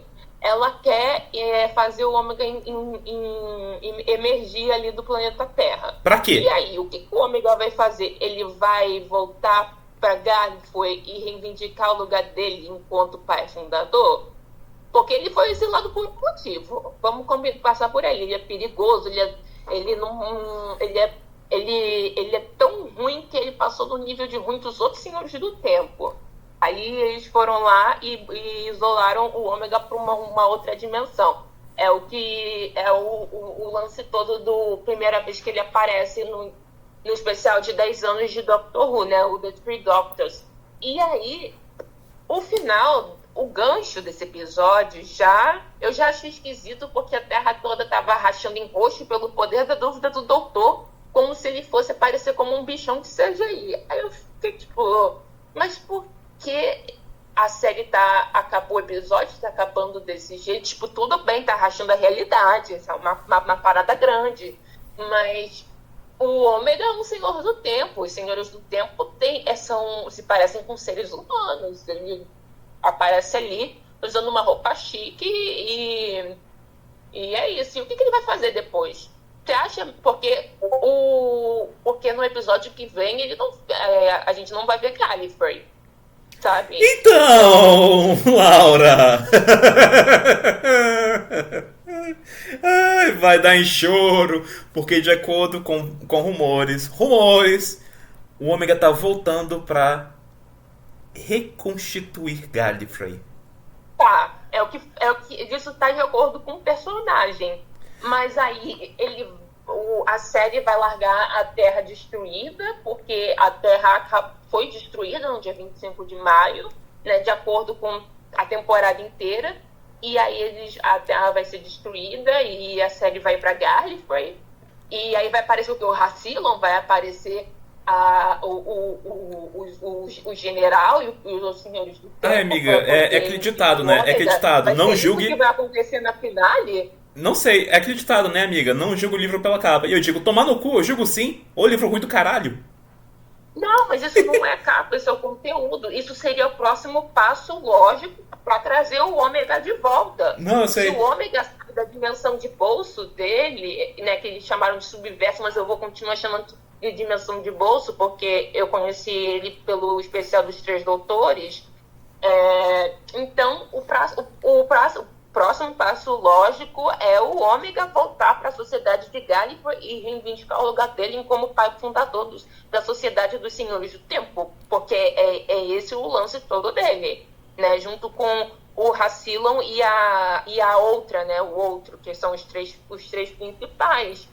Só que isso não faz o menor sentido com nada que foi construído da era do Chibi, da era do Chibi, não, desculpa, da era do Russell T. Davies até agora. É por isso que eu tô falando, que estão tirando o Ômega do cu, porque, tipo, claro, a gente teve menção episódio sim, episódio também, então eu tô falando assim, ai, eu sou o último dos Senhores do Tempo, não sei o quê. Então tá meio óbvio que outros Senhores sempre iriam aparecer, tanto é que a gente já tinha até rumores do Mestre aparecendo no spin-off. Mas aí tivemos a Rani aqui agora, que foi uma construção muito conturbada, pra não dizer que tiraram ela do cu. E aí... E apareceu o selo de Rassilon, né, nesse episódio. Sim, só que aí, comparando o retorno do Ômega com o retorno do Sutekh da temporada passada, o retorno do Sutekh, ele foi muito mais fundamentado. A gente já tinha pistas assim, do retorno dele desde o segundo especial de 60 anos, e aí durante uma trama nacional do 15º Doutor a gente já tinha pistas do Sutekh, a gente já teve o Tales of the TARDIS, Spirits of Mars, a gente teve várias outras pistas assim, em relação ao Sutekh, tanto é que tinha muita gente já cravando, Sutekh, não sei o que, muito cedo na temporada, sabe? Aqui no Ômega, tiraram ele do cu! Do cu! A gente só soube que ele ia voltar porque essa merda vazou! Porque essa merda vazou. A Rani, todo mundo sabia que era a Rani porque é piada, sabe? Todo personagem feminino que aparece, todo mundo fala, é a Rani. Então, foda-se. E também vazou. Também vazou. Mas, tipo, foda-se. Uma hora o povo iria acertar que era a Rani, sabe? Simplesmente por insistência. Exatamente. E mesmo assim, a construção da revelação da Rani já foi muito mal feita. Do Ômega tiraram do cu. e que eu espero que algum ouvinte aprecie, porque eu não posso, eu me recuso a rir disso sozinha, porque é um paralelo muito óbvio que eu estou fazendo aqui, é que toda personagem feminina ser a Rani, como teoria, a conspiração, é o equivalente da Rose Quartz ser a Diamante Rosa antes de revelarem que isso era verdade em Steven Universo. Porque era uma teoria meme no fandom. Eu acho que o Chuchi sabia dessa piada e falou assim: bora fazer isso aí virar realidade? Russell, eu quero encontrar com a Rani, hein? Eu acredito muito nisso, sabe? Porque em Steven Universo existia essa mesma vibe de que todo mundo é a Rani, todo mundo é Susan. Existia isso, todo mundo é a Diamante Rosa, sabe? A Diamante Rosa é uma personagem extremamente poderosa dentro de Steven Universo e que, tipo, morreu antes da série começar, mas meio que todo mundo tava esperando ela ser revelada em algum momento, porque a série meio que tava caminhando para isso. E aí todo personagem que aparecia, os fãs faziam piada de que era secretamente a Diamante Rosa, sabe? Inclusive personagens totalmente nada a ver, sabe? Diamante Rosa é um ET e tudo mais. E assim, esse personagem humano aleatório é Diamante Rosa. O Leão é Diamante Rosa. O Lars é Diamante Rosa. Não sei o que, a Pérola é Diamante Rosa. Steven é Diamante Rosa. Aí falava, a Rose é Diamante Rosa. E no final a Rose realmente era Diamante Rosa, sabe? Então, isso era uma piada tão recorrente no fandom que ninguém mais levava essa teoria a sério e virou meme. Então, quando isso foi verdade, eu dei uma gargalhada tão alta, mas tão alta no meio da noite, que eu passei, tipo, semanas sem conseguir acreditar de que a Rose era realmente a Diamante Rosa, de tão meme que aquilo tinha virado. Ai, ai. A Rose foi a mesma coisa. Só que eu acreditei porque vocês falaram isso antes, mas é o equivalente. Cada fandom tem a Rose Quartz é a Diamante Rosa que merece. Pois é. Mas, Laura, e a sua nota para Wishworld? Qual seria? A minha nota é um sol. Sol no próximo episódio. Minha nota é um sol. Ai, pois olha, a minha nota... Uma nota bonita, gosto da nota sol, mas sol lamento, sabe? Eu me diverti muito assistindo o episódio, gritei, eu literalmente esperneei. Eu gostei dessa questão dessa resistência formada por PCDs e eles terem virado espiões, eles terem achado uns tablets e conseguiram usar mesmo não sabendo usar, sabe? Então eles estavam, enquanto o mundo inteiro estava se desfazendo, porque o Cluster, que era a realidade do Ômega, esse episódio me lembrou um pouco de Steven Universo. Eu já estou fazendo vários paralelos. E em Steven Universo tem uma parada também que tem uma Jean enorme que fica no núcleo do planeta Terra. E se ela emergir, o planeta todo racha. Então eu tô chamando do Ômega é meio que o cluster de Doctor Who, do mesmo jeito que a Rani é a Diamante Rosa. Enfim, aí elas ficaram justamente no lugar onde o planeta não ia se despedaçar, porque estavam embaixo do ponto fixo, que é aquela estrutura óssea de esqueleto. Então, é uma maneira da Ruby e da mulher lá da Unity, que tá com a Ruby, aquele pessoalzinho também, conseguir sobreviver ao próximo episódio, porque é o único lugar que não vai ser destruído. O doutor vai ficar bem, porque a gente sabe que o doutor, quando cai de uma altura muito alta, ele se vira. Então, ele é o menor dos problemas. Saudades da Tardes, inclusive, a gente não viu lá nesse episódio. Ela deve ter sido sequestrada, né? E o que mais? Tem muita ideia boa. Eu separaria mais a execução das coisas, por mais que estivesse óbvio que ele ia juntar tudo para fazer um desfecho só bem grande. Achei megalomaníaco demais para finale, e eu entendo que esse grande retorno da Rani, do Ômega e não sei o que, não sei o que lá, e ao mesmo tempo todo esse revisionismo que ele tá fazendo com o que o Russell tá fazendo com a própria Era, nessa temporada, menos do que na primeira. A primeira era muito mais escancarada, as autorreferências que ele fazia para a própria temporada, principalmente a primeira temporada dele. Alguns meio com pedido de desculpas, outros é um avanço natural do que ele já fez, mas ele podia ter feito as coisas com mais calma. Ele não era tão melomaníaco assim na primeira era dele, e eu sinto que isso é uma forma dele justificar voltar para a série e trazer todas essas coisas de Doctor Who de volta, que ficou sumido por muito tempo. A questão da Disney, a questão dele ter voltado, e um monte de pessoas da produção também ter voltado. E isso ainda fazer parte do grande retorno dele enquanto showrunner, enquanto justificativa. E todas essas coisas que começaram nas entrevistas para os especiais de 60 anos, que ele realmente estava prometendo muita coisa. E eu sinto que só agora a gente está vendo o que ele realmente quis dizer quando ele estava falando de todas essas coisas lá no início, sabe? Então, saindo agora do meme de dar uma nota sol, porque é só uma nota boa, mas ainda é meio assim, sabe, de só o lamento por tudo isso estar junto. Eu gostaria que tivesse mais separado, eu gostaria de que algumas coisas tivessem sido reveladas antes, para ser construída melhor, sabe, em vez de ter usado o meio de temporada como um episódio solo da Ruby e mostrar que o ditador do mundo, na verdade, é o ex da Ruby, e ela quer conversar com ele para poder lembrar do que está acontecendo. Eu acho que tem coisas que deveriam ter sido reveladas no meio da temporada, sabe?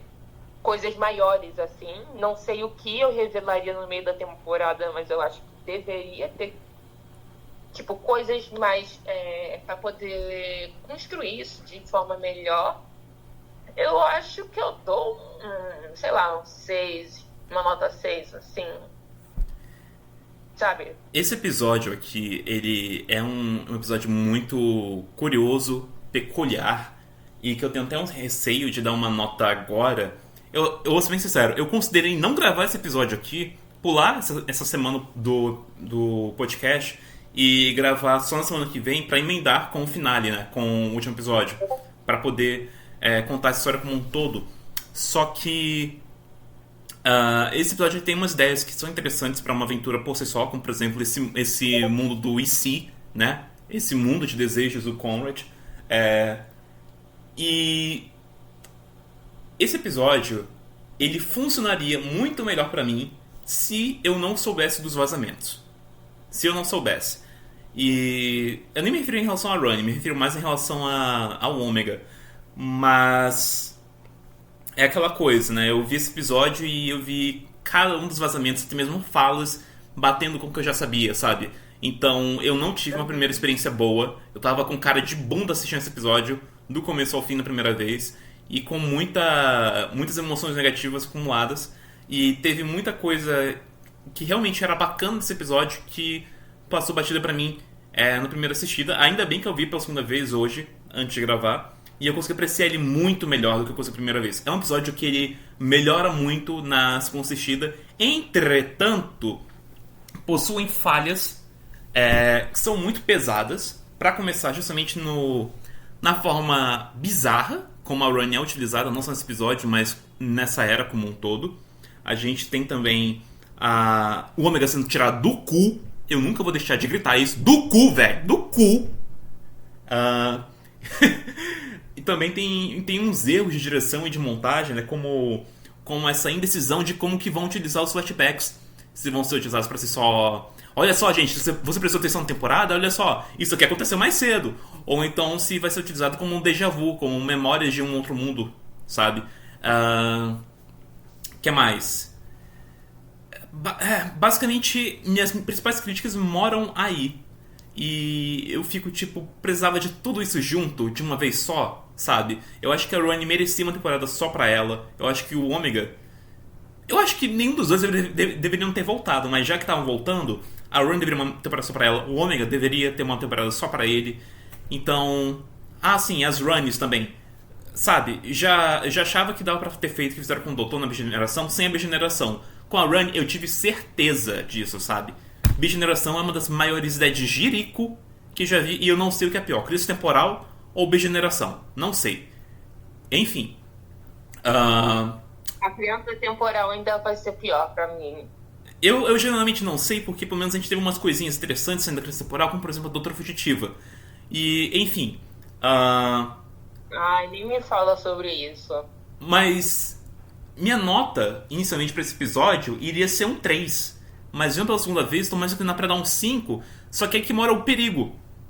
Porque, apesar de ter apreciado algumas coisas lá desse episódio, na segunda vez, ele é só um episódio medíocre de construção, onde a sua principal vilã, para poder conduzir as coisas do episódio, ela foi muito mal construída durante, então isso acaba impactando um pouco.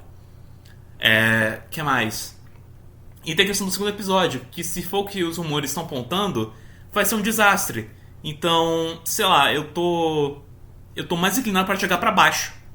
Mesmo esse episódio isolado ser um episódio medíocre, sabe?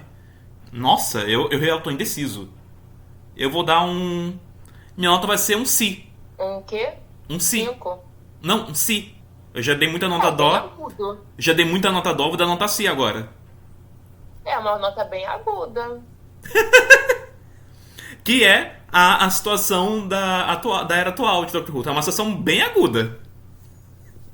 Mas não só aguda, mas você pensa que em si, em português, não é só uma nota musical, é também uma coisa de hipótese. Exatamente. Olha só.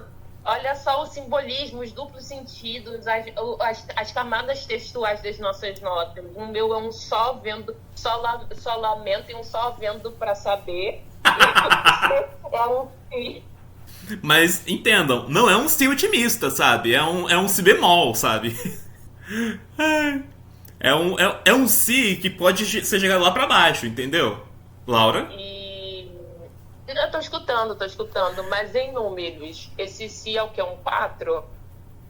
Sei lá, eu acho que no máximo 5. Tipo, isso se o episódio que vem foi um episódio bom, que eu duvido muito. Mas a gente não tem como julgar pelo que ainda não aconteceu. A gente julga pelo que já aconteceu. E pelo que você tem, o que você achou. Tá bom, eu vou formalizar aqui. Eu vou entrar em meu termo 4,5. Tá bom. Tem muita coisa pra fazer. Seria melhor se fosse um episódio de 3 partes. Sim. Esse primeiro focando mais nessas questões da realidade que o Conrado criou, sabe? Com a pseudo-mestre, com a Rainey mais de planos de fundo, tipo, aparecendo com essas interferências, mas eu focaria mais nessa realidade que o Conrad criou como esse tipo vilão, assim, talvez eu aumentaria a importância dele como uma espécie de distração. Cara, sei lá, e todas essas incongruências, como as pessoas marginalizadas vivem e tudo mais, e escalando aos poucos, talvez, trazer o Ômega de volta antes, sei lá. Eu não sou contra a ideia de trazer o Ômega, mas o jeito que foi trazido foi muito... Sabe, ele podia ter trazido mais cedo, mais tarde, só não agora. Tiraram ele do cu, Laura. Do cu! E ele vai ser um bichão de CGI, cara. Eu não quero ver o doutor lutando de novo contra um bichão de CGI. Ele já fez isso com o Sutek. Põe o doutor pra contracenar com algo que exista, por favor. Cara, é impressionante quanto dessa era parece que é fanfic ao invés de um trabalho sério, sabe? Parece muito que o Russell ele tá brincando com brinquedos ao invés de escrever, sabe? Mas o Moffat também fazia isso. Só que... Enfim, Enfim, esses foram os comentários sobre o mundo dos desejos, que infelizmente não era o que a gente desejava. Eu fui o seu host da vez, Rafael Wayne. Vocês me encontram no Blue Sky, @RafaelWayne, e no Instagram, @Rafael.Wayne. À tarde, Blue Boxcast vocês encontram no Blue Sky e no Instagram, @BlueBoxCast, com elas se materializando nos seus feeds do Spotify, Amazon Music, Cashbox, iHeartRadio, YouTube Music e Deezer. Vocês me encontram no Blue Sky, vocês me encontram no Twitter, só não vão me encontrar na minha casa. No Blue Sky, @Jumenta, Twitter, @Jumenta. Sei lá, tô sem criatividade pra falar mais alguma coisa. O importante é que eu me diverti assistindo o episódio, eu acho. Eu acho no final fui te fuder. Tá sendo criativo. Gente. Muito obrigado por acompanhar a gente. Até a próxima. Tchau, tchau. Tchau. E essa é pra vocês não reclamarem que eu só fico elogiando o RTD. Eu também sei falar mal dele, hein?